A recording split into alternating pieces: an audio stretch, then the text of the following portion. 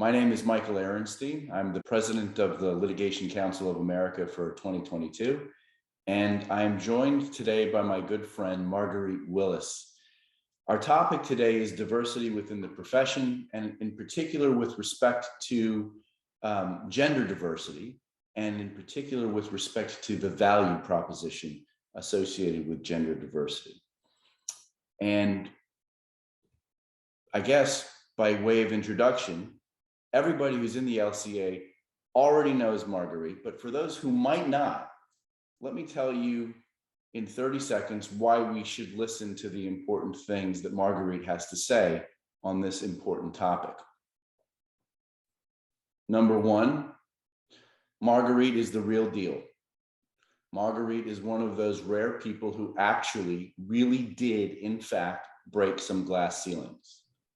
Marguerite was the first female hired by a federal circuit court. Marguerite was the first female associate ever hired by a Charlotte law firm. And Marguerite was the first woman partner at a major antitrust firm. In addition to these firsts, Marguerite walks the walk when it comes to actually being able to help other women in the profession and out of the profession recognize their value. Marguerite is on the Leadership Council for the Women's Rights and Empowerment Network.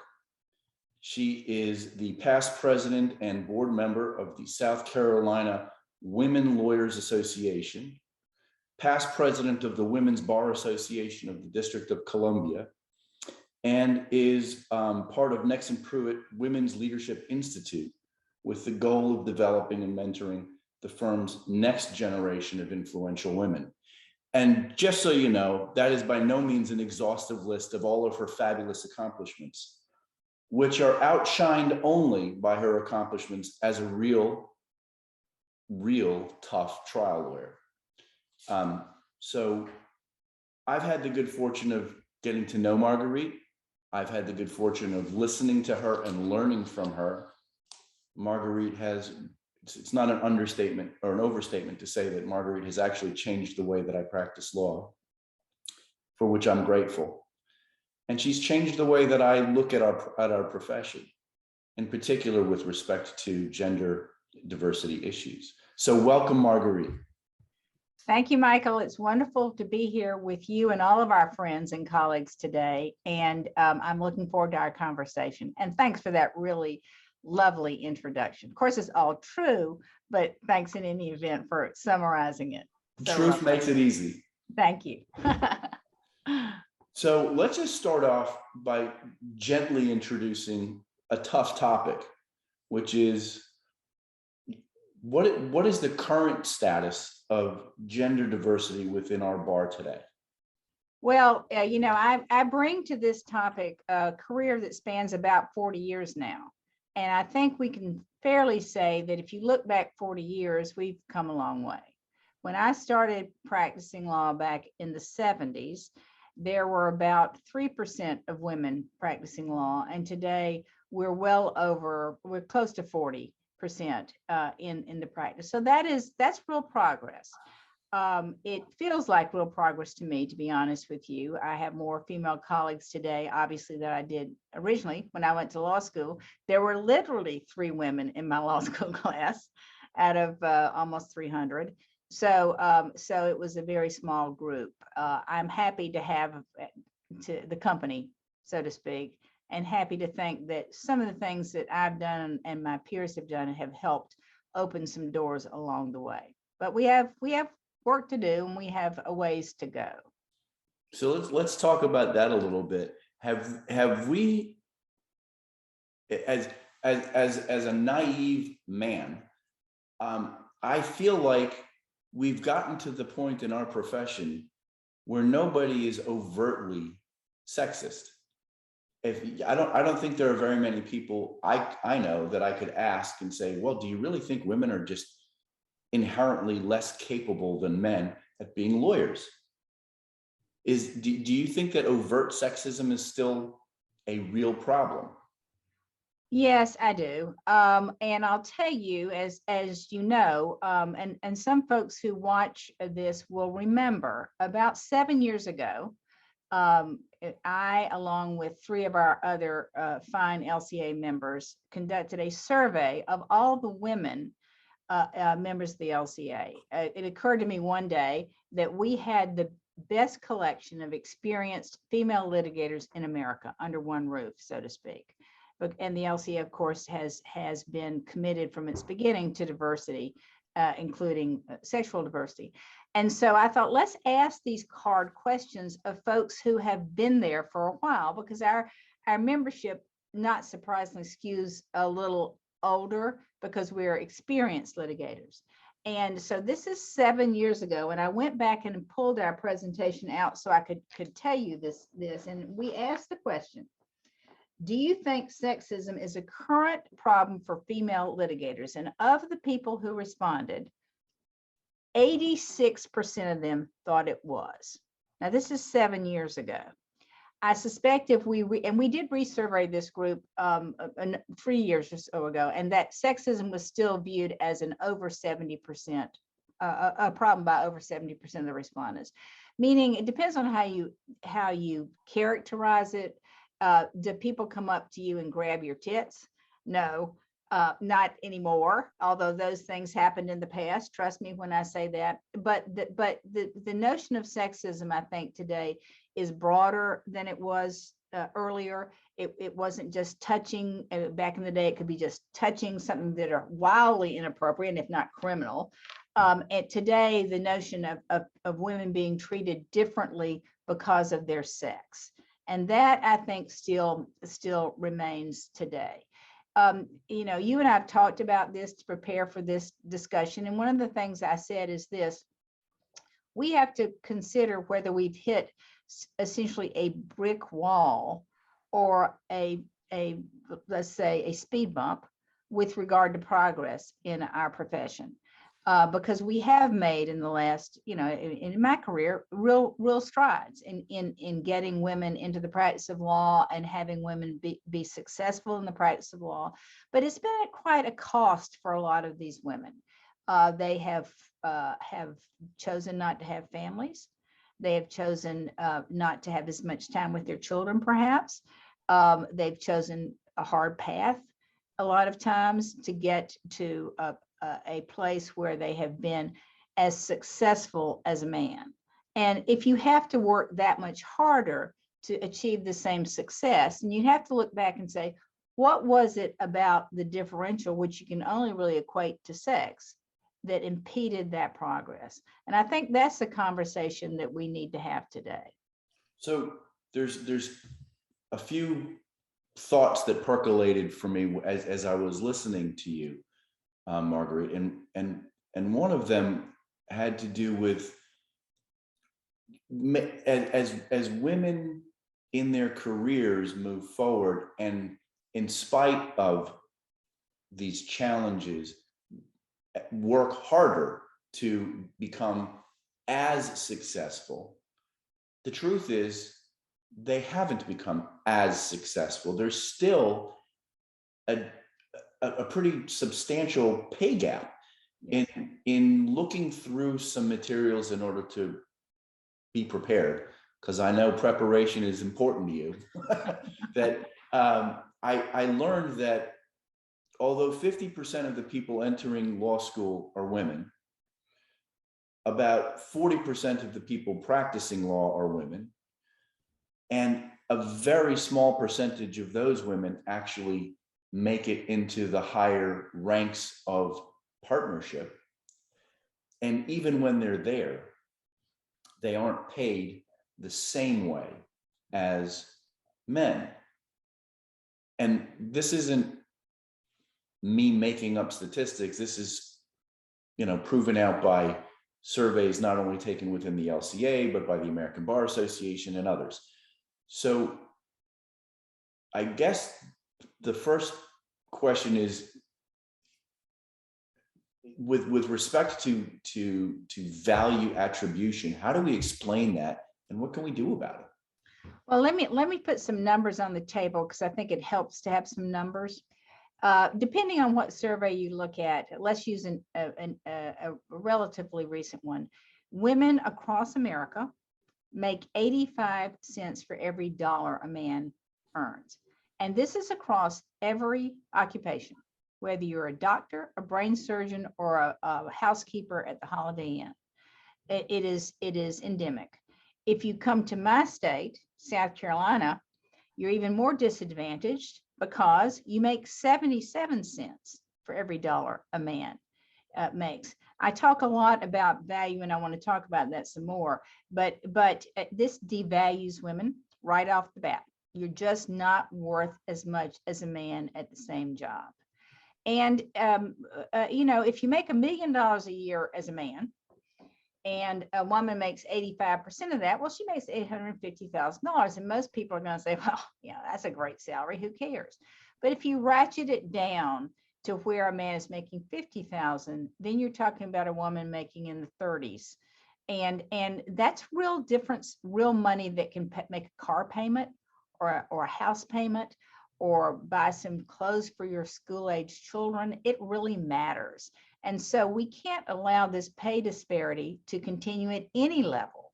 Now, how do you deal with it? What do you do? I talk about value, and this is extremely important. And it's something I've had to learn for myself, which is if you don't value yourself, no one else will do it. And so you have to be vigilant in ways that I never anticipated would be necessary as I was growing up. Because, I grew up in the Deep South. Let's just be honest. I've said before, I didn't intend to work outside the home. I had a bad first marriage at 19 and realized, I'm going to have to take care of myself. So I went to law school and became a lawyer and just invented it as I went along. And it took me a while to come to understand that people were looking at me and making judgments about my value. What I mean by that, well, would I progress as an associate or become a partner? That's a value judgment. But then they were putting me out to clients at a billing rate.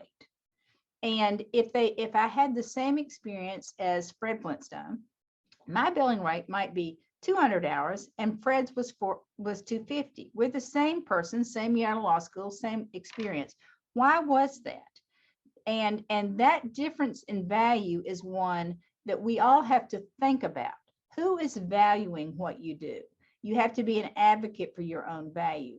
And we can talk more about that, about how you are valued as a lawyer. But importantly, you have to be able to demonstrate and articulate your value to your clients and to your colleagues. And without that, they will devalue you because after all, in a sense, there's only so much money and you're in competition for it, particularly in a law firm community. I think actually, let me just add this.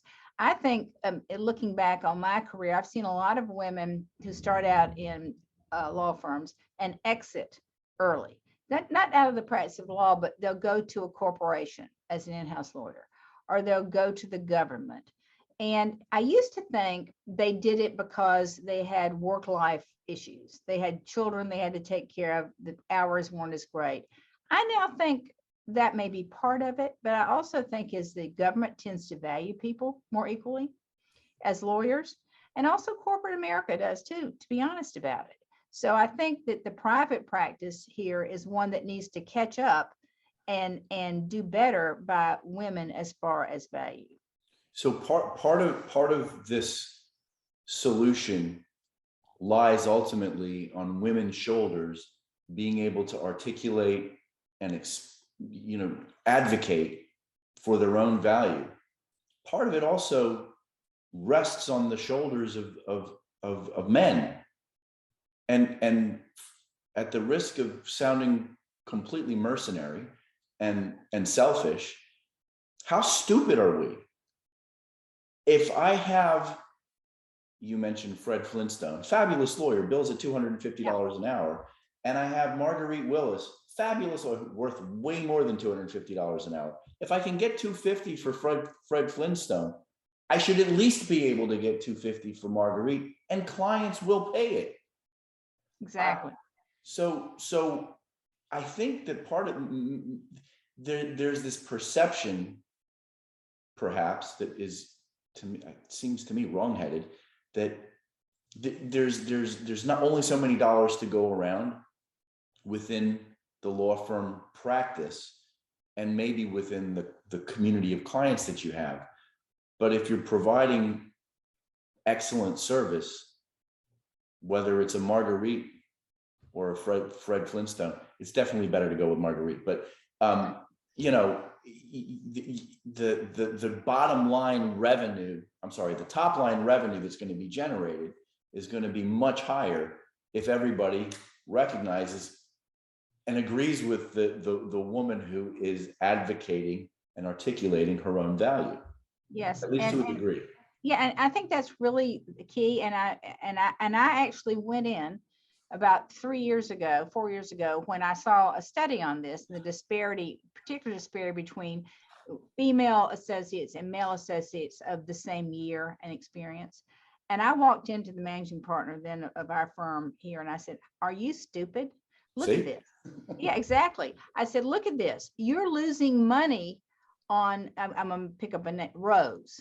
You are losing money. She's equally a good lawyer, same experience, and you're telling the client that Rose is not worth as much as Fred Flintstone. First of all, that's wrong. And secondly, you're losing revenue, because clients do, for better for worse, judge people on their hourly rate. Why do they say, "Oh my God, we're going to go get the New York lawyer at $2,000 an hour," as opposed to me, the fabulous antitrust lawyer sitting in South Carolina at less than $1,000 an hour? Why do they do that? Because they assume that if you pay more for it, it's better.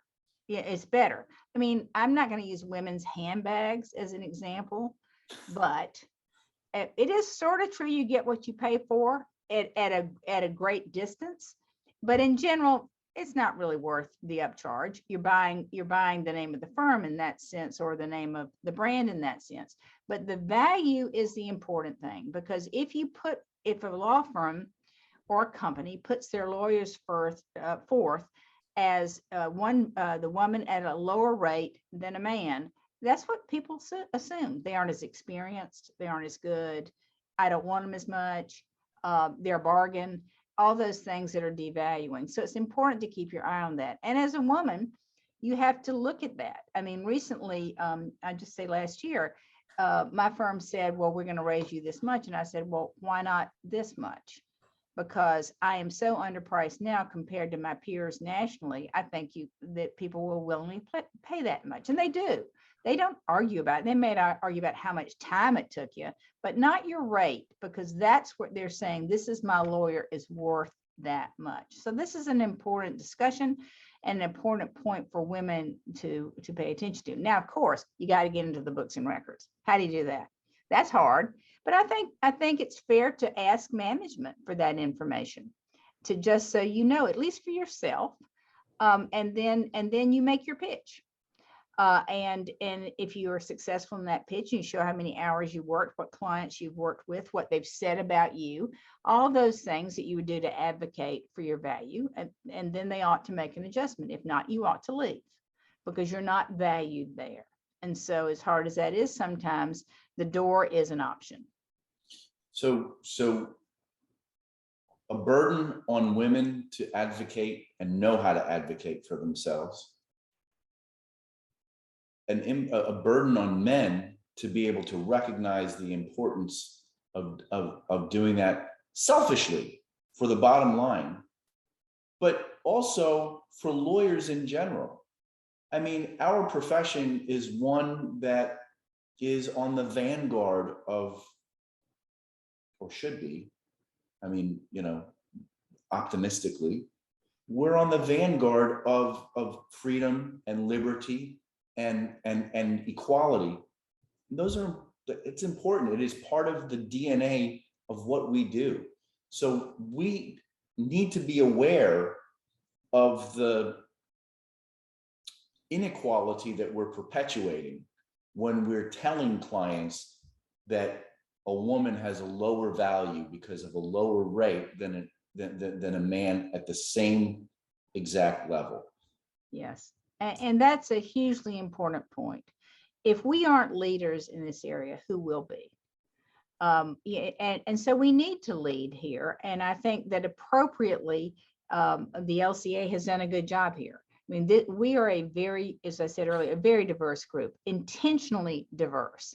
And that's what made me want to be part of this group, because people who wanted my company, so to speak, were people that I wanted to be with. And it has proven to be a wonderful group for, I think, for all of us. I don't know anyone who's involved in the LCA who doesn't feel that way. And so this is a good forum to discuss this, and it also is a good platform for us to go out to our peers who may not be LCA members, but our peers, and say, this is our job. This is our responsibility. We need to make this better for everyone. And we need to make it better for the people who aren't like us. So for men, not that I'm not like some men that grew up in South Carolina, but I'm different. And same thing for people of color, and if we could go through a list of folks who are other than me or other than you, but that's our job. And it ought to be our not only our job, but our blessing for this profession. I believe this is a noble calling. I believe that there are moments when we all have the opportunity as a lawyer to do better than we have before. And those are the moments that are important to all of us. And so I think this is one of them. You know, I think that women across America are right now ready to step up. And are feeling it. The recent pandemic has had an interesting impact on the practice of law, I'm sure. I don't know if you've talked about that with your colleagues or not, but so many people have worked from home recently. And that levels the playing field a lot, particularly for young folks who have children. Now, hopefully, I know that you were a single dad for a while, but for a long time, actually. But we tend to think of women as being historically, at least in the South, more the child care folks. And I know in my firm that has been the case. It's changing, and I think that's a good thing. But the pandemic has made that much more, shall we say, what's the word I want? Not apparent. That's probably a bad word since we're talking about parents, but not obvious, I guess would be the word I say, because if you're on a conference call from your home, you don't really know what else is going on. You're there. And so I think that's helpful in a way, in a strange way for women. I think that's been a helpful thing. As we come back to work, if we ever get back to work, COVID's raging again, here again. I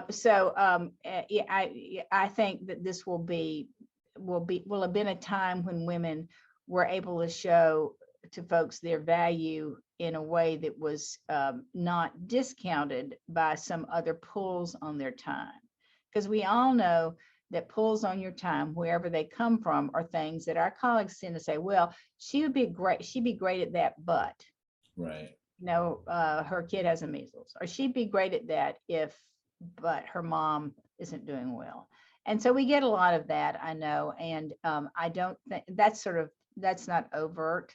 That's much more implicit. But we get a lot of that. And I think that this has been curiously a good time for women. Looking forward, we're going to look forward, and then we're going to look backward. Okay, let's do it. Looking forward, we started off with a little bit of pessimism, I think. Has the pendulum swung, and maybe have we run up against this speed bump in progress for gender diversity within our profession? Looking forward, what recommendations can you make, or what do you think can be done moving forward in order to equalize diversity within our profession, and particularly with respect to value? What can we do? Well, obviously, I think we can equalize billing rates. That's something we've been talking about, and that needs to be intentional. I mean, I don't expect to be billed at a rate that's higher than a man who has more experience or more clients or more whatever you're measuring, but the same measuring stick for everyone, I think. I think also you can recognize folks' contributions in an equal way.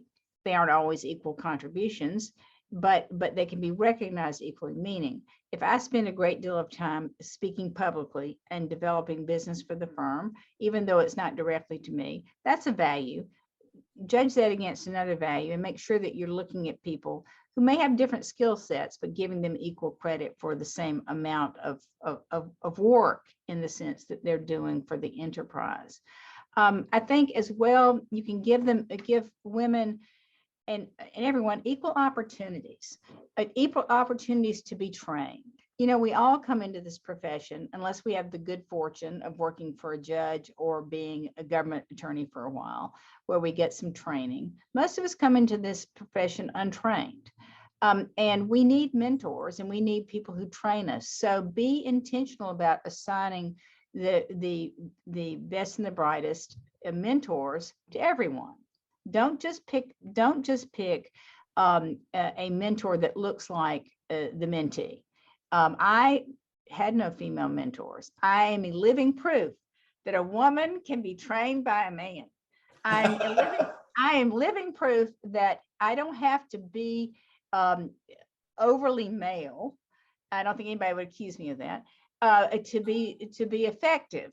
I have learned from them, and I've been able to internalize what they taught me and sort of try it on like an outfit and say, okay, this fits and I can use this.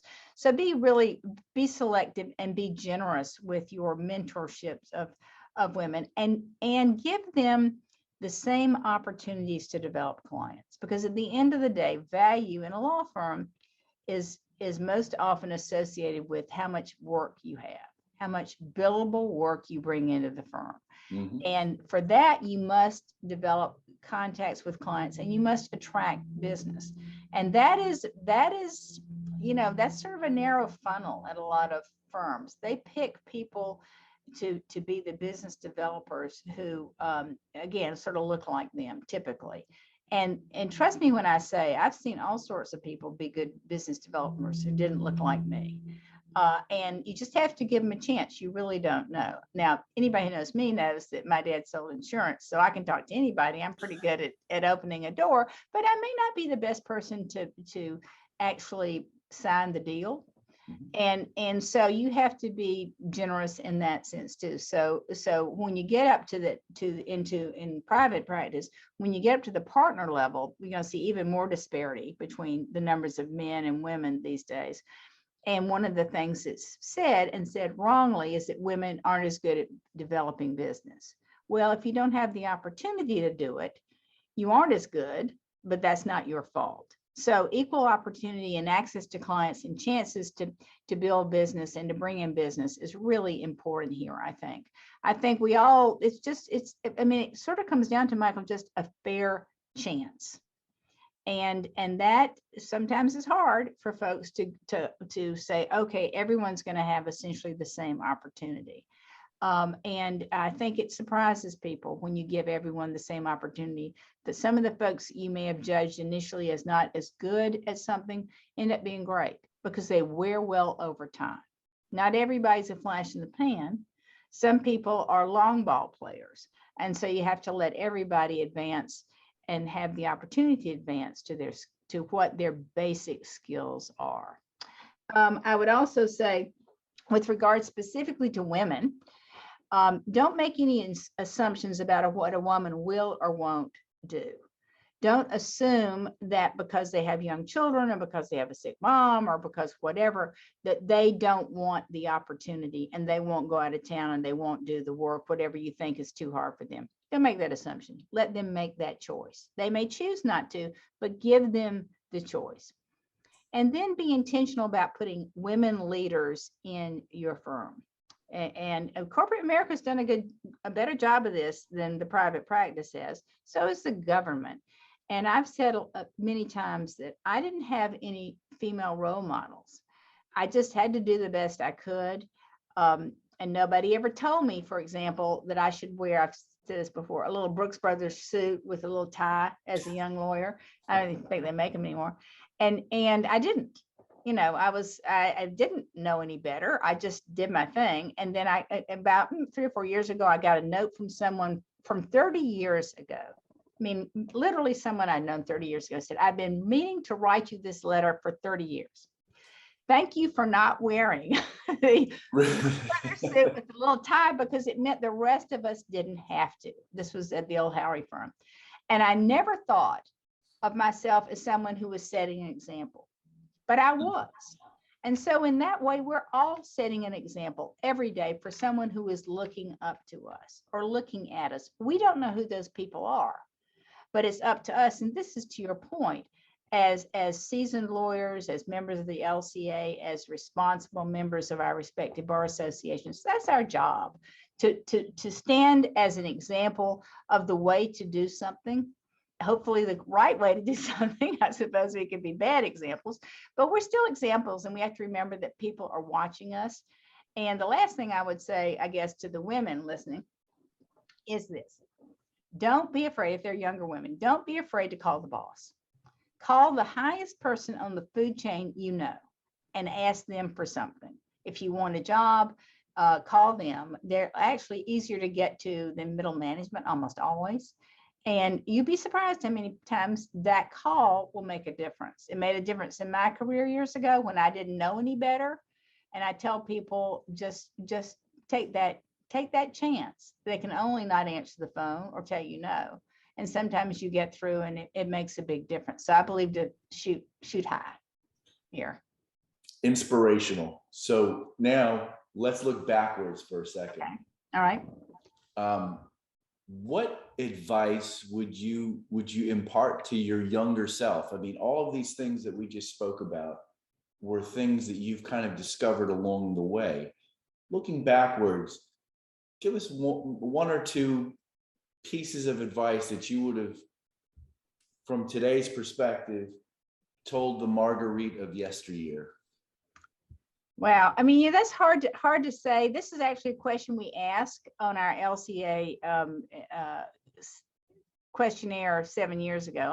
I pulled that out. Let me read you a couple of those, and then I'll add mine. One person said, I wish I'd had more of a sense of humor then, so it wouldn't have enraged me so much. Somebody else said, get a government job. Firm life may not be worth the paycheck in the end. Deal with it immediately. Don't let it fester. If you're being treated wrongly, deal with it. You have to deal with it appropriately. You can't just smack somebody, but you need to not let it fester, because it will get worse. Ignore it. I don't like that advice. I think there's certain things you need to ignore, but not everything. Somebody said they go to medical school. I think that was me. And then I think this is a good piece of advice. Remember that it's a reflection on the person doing it and not on your capabilities. That sexism really tears you down if you let it. It makes you feel stupid and little. So remember, it's not you, it's the other person. Now that's hard sometimes to hold that point, but I think that's important. And for me, I think I would tell myself, value yourself more. Understand your business a little better. Understand the way it works, make yourself valuable, and advocate for your value. Indeed, when I was at Howery, ultimately I was on the policy committee there, which was like the governing committee. And we had a retreat. There were 3 women and 30 men or whatever it was. And I thought about it for a minute. I said, we have a lot of female litigators, antitrust litigators, more than any other firm in the United States, like the LCA in a way. And I said, we should advertise that, because Howery was a very early advertiser of in court every day. That was their slogan. They were pioneering. And so the management said, first of all, they made us do focus work because they weren't sure that the women in-house counsel would hire women. And the women, it was very interesting. The women in-house counsel said, oh no, we would never prefer a woman over a man. Then when you push down, they say, yeah, we really would, but we're going to have to demonstrate their value to our colleagues. So they need a good resume, et cetera. So ultimately, what Howery agreed to do was an advertising campaign that says she's in court every day, with pictures of Lady Justice, courthouse pictures of justice, which is in every courthouse in the world, right? Or at least in America. And the first event we had, we managed to pay for the entire campaign because women in-house counsel loved it. We were showing that we were competent. We were showing that we were valuable. We were showing that we had skills. And they said, that's what we needed. We needed to be able to prove your value to our superiors. So again, it's all about the value that you bring and that you're able to convince others that you bring to their representation. That's what I tell myself. I learned it ultimately, but I would have started earlier. Well, you've had a fantastically successful career and learned so much along the way.